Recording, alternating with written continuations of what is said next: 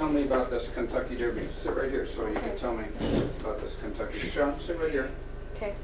Okay, now when did you go to this? Well, didn't I have the dates on it? March. I know I had a date somewhere. Oh, this is May 17th, 1930. No, that's it then. Okay, now when were you married then? March 28th, 1930. Okay. This was after I think I was married, wasn't it? Yep. And you got the ticket stubs. And you've got, now this is, this is the picture taken the day after? Was there a lot of people there? Oh, it was packed in the hotel. They had beds in the hotel hallways. They did? Yeah, people. Where did you stay? In some hotel. I think it was in a hallway. Oh, I don't know. It's so long ago. But there's so many people. There's so many people in Kentucky. You know, on Derby Day, that they just all over the place, Beds in all the over the hallways? streets. Did you sleep in the hallway? It seemed to me we did, because all the beds were lined up in the halls. The rooms were all filled. Yeah, but didn't you want privacy? Oh, You couldn't. No, you just lay down and go to sleep with your clothes on. Oh. They just give you a place to sleep, so. Now, do you think if you went back there, do you remember where you sat? but Do you remember where you sat? No, in but there? I was sitting in the, see now, I was sitting up here. I was sitting up here, In the upper level? in about here. Yeah. I wasn't down low, because Okay. I could look down. So you're sitting up in here then? Yeah, I was sitting up in there. Okay. Looking down at the horses. And you could remember, then, could you still remember when I they came remember on? all the music and the horses. Oh, it was such an excitement. Big day, that Kentucky Derby, I'm telling you. In those days, I don't know how it would be now.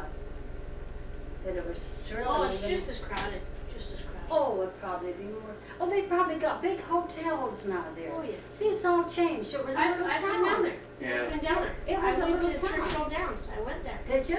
Yeah, it's a really nice track. That's pretty neat. Now, where did you go from, now you were coming from Pittsburgh when you go in here? Where did you go after I think, here? we were married in Pittsburgh. And we came down with Sam's boss. Sam's, that he worked for. He took you to the He Derby? took us. Yeah, we all went to the See the Derby. horses? Yeah. But it's just, it's Do you remember who won the race? Oh, no, what, was it Gallant Fox or somebody? That's a good memory. That's exactly who won the race. Yeah. See, my memory's gone. Gallant Fox won the race. Okay. Oh, there's that. Okay. Wait a minute. When it pounds. What now? When it starts jumping, it jumps all over. Okay, the Mama. See, when it spins, Johnny, when it spins. Okay, now come sit there and talk to me about this now. All right. So what else do you remember then about, that's all you remember about the Kentucky Derby? I know it was just a little town, and there's lots and lots of people and those horses, and everybody was just crazy. It was a wild, wild day. Did you stay for the whole day? You remember the whole race? Oh, we sure. You know, Sam, he would leave, and this Taylor was with us. That was his boss. Uh-huh. So there was just him and his girlfriends. He was married, but he always took the girlfriend Oh, we did? on the trips. Yeah. Oh, I said, oh yeah, he had his girlfriend. And then he'd stay in all these big hotels, because he had a lot of money. Well, that was about... Now was that, now tell Sean about, we're looking at the old scrapbook. Now tell him about this, tell him about the gangster thing, because that's... Oh, the gangster, that's real history. Now, that was, what year was this? 1930. That was 30. That was also about the same time as this then, huh? Yeah, Because this all was this- 1930. All this was in the 30s. Okay. Now, what were the places like? You were the cigarette girl? I was the cigarette girl, and I had to wear a little pants and little satin shirts, white and gray satin shirts, and all. I was all doodad, you know, like Yeah. we used to have years ago.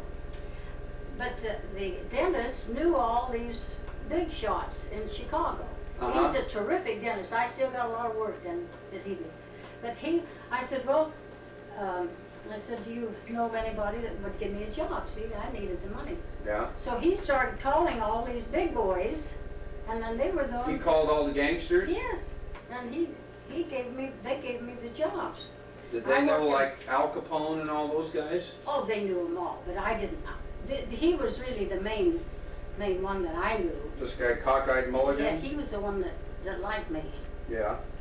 And he was the one that drove me home at nights after the place closed. But he had his chauffeurs, all the teams. Did they have a lot of gangsters come in at the nightclub? They had all the movie stars. They all came. You know what they do? They bring their girls and they have private rooms, Johnny. The room was all lined with satin. I can see when I'd go up the stairs, and then and this later there'd be rooms in here where they'd have their private parties. See? And they were lined with satin? All the walls was lined with beautiful white satin. And then they had a big orchestra. And then I would go around every once in a while with my little tray and sell cigars, cigarettes, you know. And then they'd buy it, and then they'd tip me, and then I'd have to hide the tips in my shoe. They'd give it. Oh, and one old millionaire gave me a dog, and it was a musical dog, and it cost in those days about $50. I had it for years, and then all of a sudden, it disappeared. Somebody stole it. A musical dog? Uh-huh. Back in those days, you know, and I'd wind it up, it's about a dog about like this. And Now, why would you have to hide your tips? because you're supposed to turn in most of it. You're supposed to keep a percentage of it. Yeah. In other words, if I made $50 that night or $100 or whatever it was, I would put half of it, raise my shoe, lift the inner sole up, You would lift the inner sole up in the shoe. and put the bills underneath the inner sole. See, so you could get out. In case they ever wanted to look in your purse.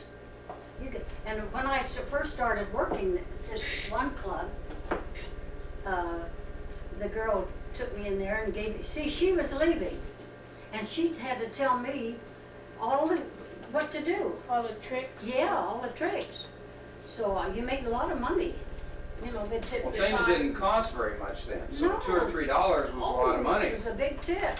So then this one old guy, they sold all these musical dolls and things. So he said, honey, would you like one of these dolls? I said, I sure would. So I think about $10, well, they were. That's a lot of money then, though. Yeah, and I could wind it up, and I had it for years, and I don't know what happened to it. Now, this thing in the paper, it shows that the gangster was shot. Now, was this your gangster friend? Yes. And this was at the club That where was you worked at? Yeah.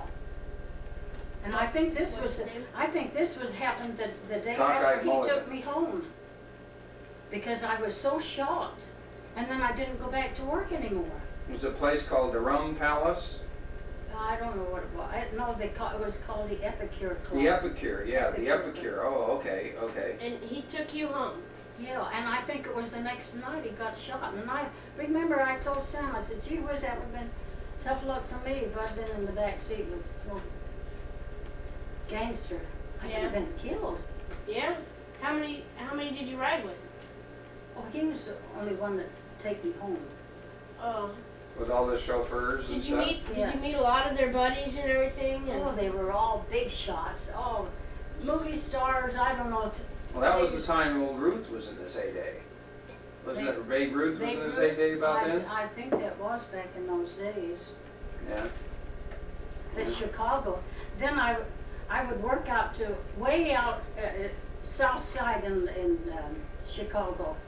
I'd have to come home on the elevator alone at night after the show closed. How was that? Oh, is that when he started taking you home? No, but this was another place.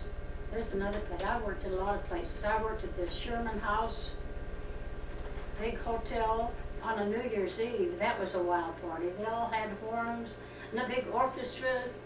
Boy, that was a wild night. so what happened on the it's elevator? called the Sherman. I think it was called the Sherman House. It was one of the biggest hotels in Chicago Oh, really? that I worked on a New Year's Eve. They Oh. all had the horns and the music and the band. Where was Sam at this time? Home sleeping, I guess. He didn't, listen, he wasn't working. I was the only one that was working. How much did you get paid? I forget about it. They pay me a salary and then mostly tips. According to the menus, you can get a ham and cheese sandwich for 15 cents. Oh, and we thought in those days, gee, I said, Sam, these prices are terrible. We used to go- 15 cents? Yeah, we'd look down, we didn't have any money. And when Sam was in Pittsburgh, we had about a quarter, and he said, honey, you go eat. And I said, no, All I you had don't was a want-" quarter? Yeah, about a quarter is all we had. Quarter, 50 cents, I forget what it was. And we were in Pittsburgh all by ourselves, living in this hotel, no money. And he says, well, he was going into one of these lawyers' offices, trying to sell a picture, you know. Those pictures that they sell and group them, all make a picture and then sell Yeah. it to the lawyers. So we had about 25 or 50 cents. He wanted me to go eat, and I wouldn't go eat. I said, I'm not going to eat if you don't. We're in a big city, no money. So he went in and he sold one. He come out and I can see him now. He says, I'm so happy we can go eat now, honey. Come on, let's go eat. How much did he sell it for? I don't know, they got $10 and they thought that was big stuff. So we went to eat. But then when we'd get too broke, he'd say, I think I better write Mick, have him send us some money. So Mick and Gresh, when we couldn't pay our bills, they would send us some money. But those days, little money went a long ways. Wow, who did you stay with? We had to rent rooms and apartments. What would they charge for a room? Oh, Bobby, I forget, but it was cheap. I think some was $1 and $2, a couple of dollars or $3 a night. And then in those days, we thought it was expensive Yeah. because people. And then that was when they were selling apples on the street, you know, and it was a crazy day and age. Was that Prohibition? Yeah, the probation too is here in Los Angeles. Old Torroot and all of them had come over. They get down on Olympic Boulevard. That's when they had the beer, you know. Yeah. When the prohibition was over, you know, and you could buy the beer. I remember we'd go down on Olympic Boulevard, and there was a little store down there, and Tor, Sam would all go down there, and they kept great big steins, big glasses of beer. Well, how I long don't were have- you in Chicago, back east and stuff? About a year, I guess. Did you Then like I- those Then I neighbors? went with Pearl on the Good News Show before I was married. And I lived with Dott, Bell, and Martha. He was the one that got me all the jobs. And they had a, Bell did. he was the dentist. Well, the letter says here G. Cohen. Was that George Cohan? No, I don't know why he put that name on there, but his name wasn't Cohen. His name was Bell, Dr. Bell. Yeah. In fact, he did a lot of my dentist work. He went to jail and he learned his trade in jail. How But come you boy, went to was he jail? All these dentist. shady characters. Was he a terrific dentist? Yeah. I think he was the best, and he learned his trade in jail. I don't know, embezzlement or something, you know, Yeah. nothing serious. Yeah. He had a girlfriend, he lived with he had a lot of girlfriends, but his wife still liked him. Well, where did you meet Sam? Here? In California? Oh yeah, we went together, we went to East on the train. They all saw us off. We wanted to get married before we left, and I says, no, Now, you went from Utah. Where did you go from Utah? we went back east to Chicago. No, you New came. York. You moved here from Utah? I came from Utah and moved here Yeah. to California. Oh, okay. Then I met Sam, went with Sam for years. Then we went back making programs, show business.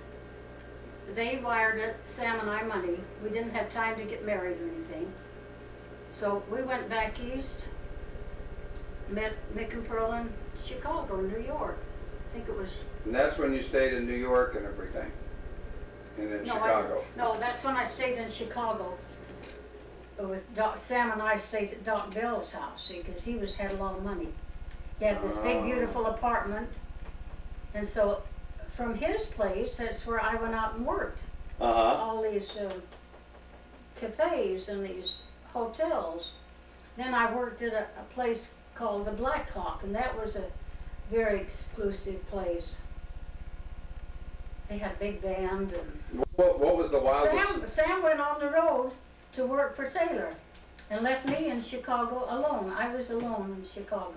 Well, what was the wildest thing you did? Was it the working in the gambling places and the speakeasies and stuff? Oh, yeah, they were the most interesting. They're the wild places. You know, the music and, oh, boy, That was neat. wild, wild places. I mean, these were private. They were private places where they put on big shindigs. That's where all the walls was lined with, and then a huge big orchestra, all the liquor and Well, according to your programs, where'd you see all these people in the programs? All the programs at Ziegfeld Follies Well, and I Eddie went to the Cantor and shows. Al Jolson? Did you That's see where we them? went to the New York shows. Pearl and Mick would take Sam and I to all these big shows in New York. And you would see Al Jolson and Yeah. all those people there. All the big shows, yeah. Huh. Because Mick was in show business and he wanted us to go see all those shows. How come you never got in show business? I did. You were, You know, all the cast on the Good News show, see, this was the road show, and I was the only one. Pearl took me along and paid my way because she didn't want to go alone. She left Mick and I left Sam. Sam went to work for Taylor and all the different And you towns. weren't married with Sam at that time yet, No, right? uh-uh. Oh, okay. We were on the Good News show, Mhm. and I would go out in front and watch the show. I could go out anytime, it didn't cost me anything, because, you know, I was with the show. And then after the show, they'd go to all the speakeasies, you know, that was probation. mm-hmm. So here was the theater, and then across the alley, you go out at the back door of the theater, and across the alley was the speakeasy. That's where they're all going crazy, drinking that. It was even before John Dillinger's time. I Oh know. boy, that rough times. That was all, were all the bank robbers and John Dillinger and all those guys around then? They were all the big ones back in the 30s. Yeah. They were all back there. Of course, the only big gangster I knew was this one. Of course, then I worked at a place, a Black Hawk Cafe. It was a big, fabulous place. And Sam was gone, and I worked as a cigarette girl. And that was the night that I got in a little trouble. What happened? I was a cigarette girl, and this one guy, he wanted to take me home. And I said, no, he says, you better let me take you home. It's late, and you can't get a taxi or something. But he was the one to look out for. Which He one was was the it? bad guy. Which one? You don't remember his name? No, but the cops got him. Cops got him because he was mean. I got away from him. He was mean. Then the next night, they wouldn't let the fellow in the orchestra wanted to take me home. See, because all these stray guys, they didn't know who they were. So I had transportation home after that night. But those were bad days, Johnny. How'd you They get were into wild trouble? days, and not bootleg days. Must have been fun though. Gangsters. Oh, it was wild days. All those speakeasies, and then I worked at one big cabaret, and I got home. It must have been about 3 o'clock, and the boss calls me and says, "Come back, we're having a big party." 3 o'clock in the morning. He says, "We gotta have a cigarette." I said.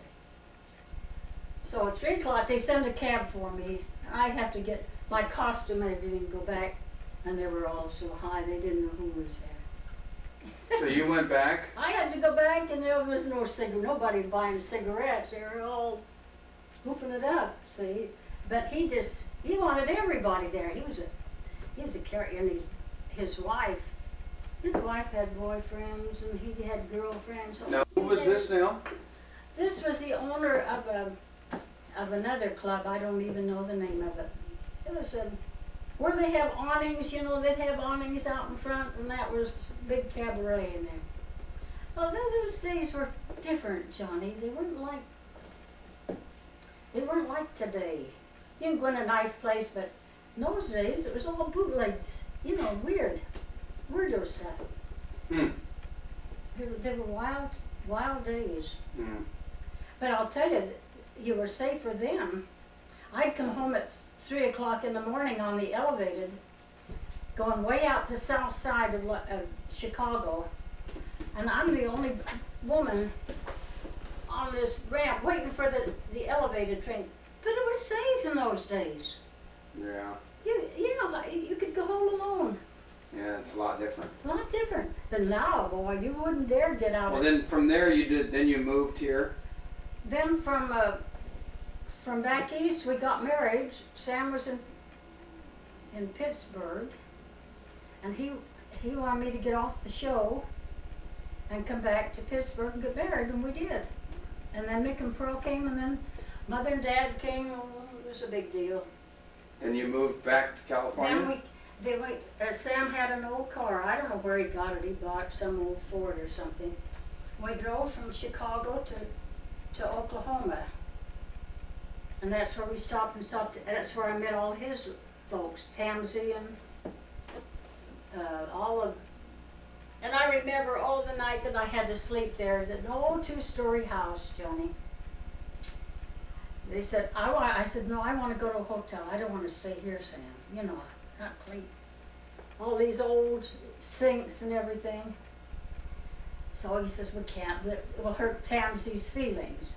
You know, that bed even smelled. Some old guy had been sleeping in it. I guess you smoked something. I said, Sam, I can't sleep in this dirty bed. So I got some kind of a clean sheet, rolled it around me, wrapped it around me, Bob. I laid on the side of the bed because these old quilts and things, I thought, oh, was I ever mad? But Sam didn't want to hurt their feelings. I'd go into the hotel. But that's when I met all his relatives. They were characters. They were right out of the Old West, weren't they? Oh, down in Okies, we'd go see the uncle, and we'd go down old roads and everything, and there'd be a little old house down in the Tulies, you know. Oh, like a little farm and stuff? Yeah, and old wood stoves. Oh, so far back in the woods. You wouldn't believe it. Well, who was the one that traded the Indian girl for the flower? That was my grandmother. That was Dad's mother. See, Your father's mother. My and what father, did she do now? In those days, there was a lot of Indians living around. In fact, up by the river, we lived about 2 blocks from the river. We lived in a big 2-story house. Now, this was in the early 1900s or 1800s? This was... Were you alive then? Were you around? That was when I was a kid. Oh, okay, okay. I'm a kid living in Logan. Yeah. And I was just a little kid, and I remember Al used to take us up to the river. There was all the Indians, all the wigwams. They liked to pitch their tent by this beautiful river. But they were all, did they look like, I mean, they were like Indians. And Indian wigwams and everything, huh? Yeah, the wigwams, teepees? the tams, oh yeah, wow. So we'd go up there, we'd see the Indians. They wouldn't bother you, you know. And Al, there was this big river, and Pearl wanted to go across the river for some reason. I don't know, it was Pearl and I. And Al he was just a kid. He said, Dott, I'll carry you across on my shoulders. I was just a little thing, see. Yeah. And he picks me up, and I got so scared I can remember crossing that crazy wild river. There was some logs or something. But we used to go up there, see, the Indians were all parked. So what happened with the flower? Well, so anyway, in those days, it was before my day, before I knew the Indian girl. See, she was before me. Oh, okay. She came, the Indians all had to beg for food and flour and stuff. Yeah. So my grandmother was a good old lady.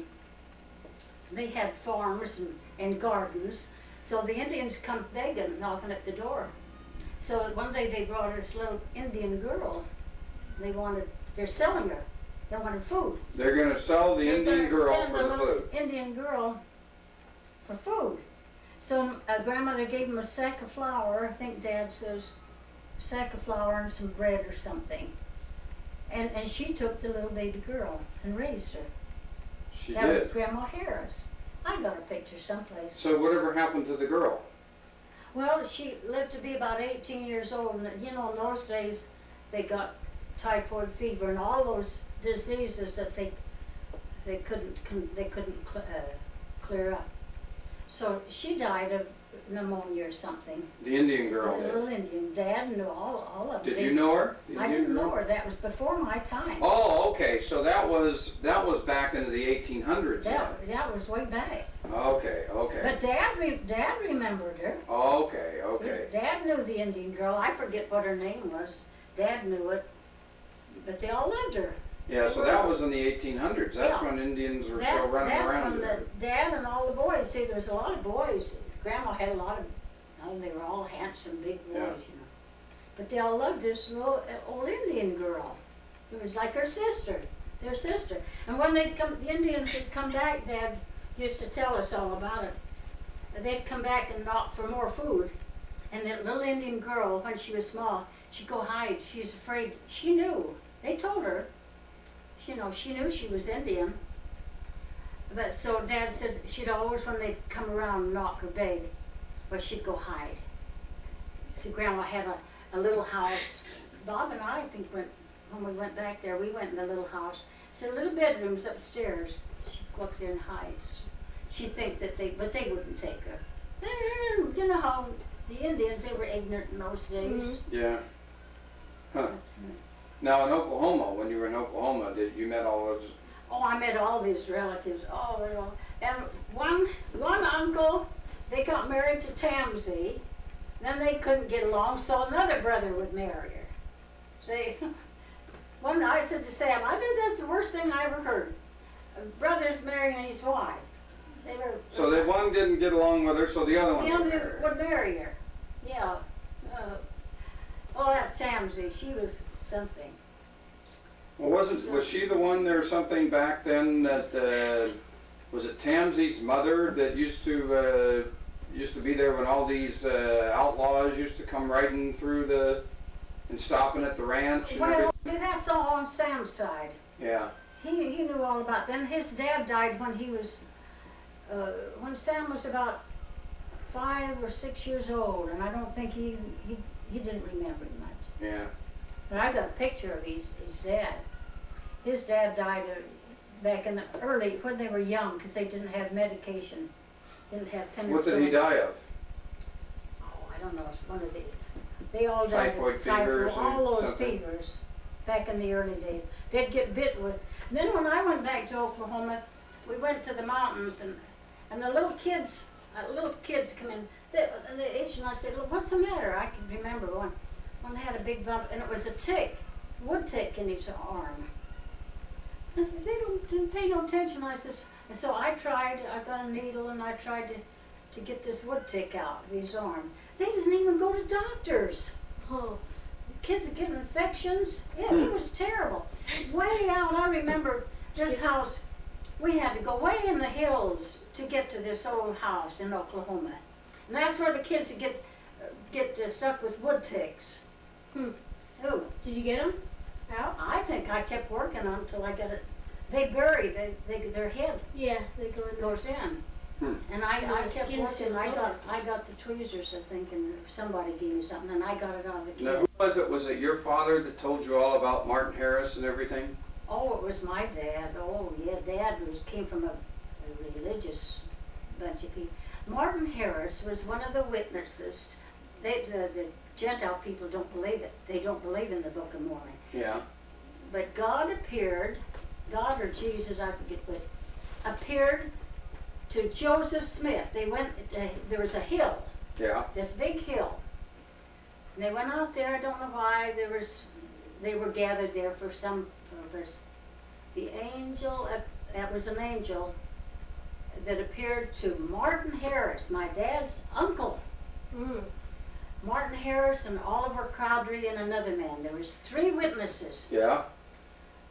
And the angel brought the Book of Mormon, but it had to be translated. It was in a form Hebrew or something? It was in a form that so Martin Harris, and he swore, Dad sat on Martin Harris's lap. He said, I remember Dad telling me, just as sure as I see the stars in the heaven, he says, and the moon, just so sure, I forget the exact, did I see the angel that brought these gold, they were made of gold. They were gold plates. Mhm. But they had to get the right man to, transform. Yeah, So it was, and then it was transformed into a Book of Mormon.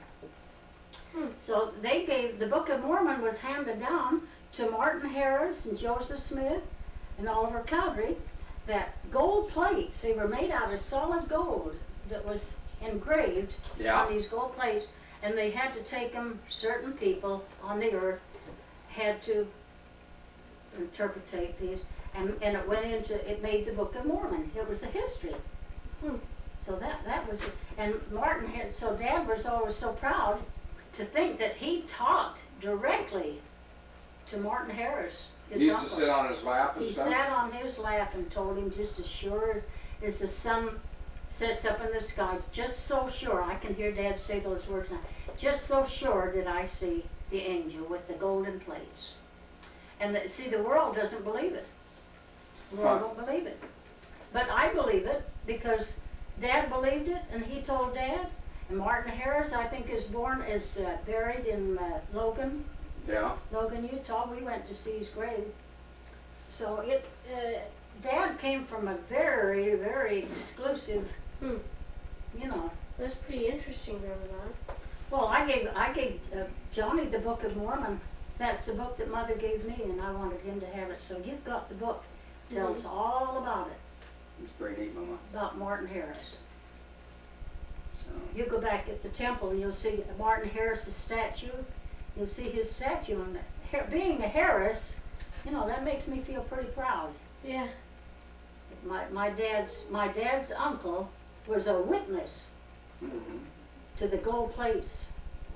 Whatever happened to the plates and things? They were buried or something. It's kind of in the hill Cumorah or something, and God took them off the earth. The world was too wicked, but they were translated, and then the plates were taken back Hmm. by the angels. They didn't leave the gold plates. Now back then, did you get a lot of gold coins? So I think Jim and Donna, I think, went back to the hill Cumorah. That's where the plates were found. Oh yeah. They were dug up in the hill Cumorah. Well, now we better get. Okay, Mama. we better